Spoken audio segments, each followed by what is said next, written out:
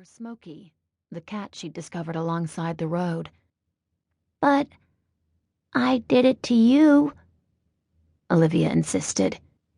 I opened my mouth, but what could I say? Olivia had done it to me 2 years ago, and I was just as unnatural as Squeaky, even more so. I know, and trust me, I appreciate that, but you can't keep doing this. She flinched back. "Don't!" I glanced at my hands, unaware that I had reached for her. Frustrated, I let them drop to my lap. When things die, it means it's their time to go. You know this. Olivia jerked to her feet.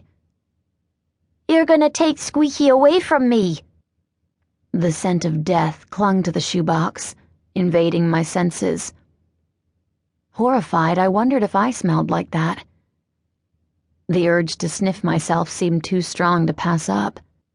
"Please don't take Squeaky," she went on, getting ready for an Olivia-sized breakdown. "I promise not to do it again. Just let me keep Squeaky, please." I stared. Olivia stopped moving, but her nightgown still swung around her knees. "Ember, are you mad at me? Please don't be mad at me." "No," I sighed. "I'm not mad, but you have to promise me you won't do this again, and mean it this time." She bobbed her head eagerly. "I won't. So you'll let me keep Squeaky?" "Yes. Just go get the stupid hamster." I stood, sighing. He was under my blankets. A bright, beautiful smile broke across her face as she whirled around and took off toward my bedroom. I trailed behind her, my skin crawling as I glanced at the twisted doll. The door to my bedroom hung haphazardly on its remaining hinge. This house was old, like Civil War era old. Everything sagged or slanted at crooked angles. Paint peeled off the walls in sheets like snakeskin. Nothing stood straight. The air smelled of death and decay, almost like the house had died 2 years ago.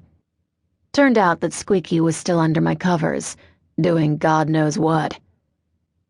Olivia held the squirming ball of fur close to her face. "I get to keep you." I clasped my hands together to keep them from shaking. "Put Squeaky in his cage and get ready for school, Olivia. We'll pretend this didn't happen, okay?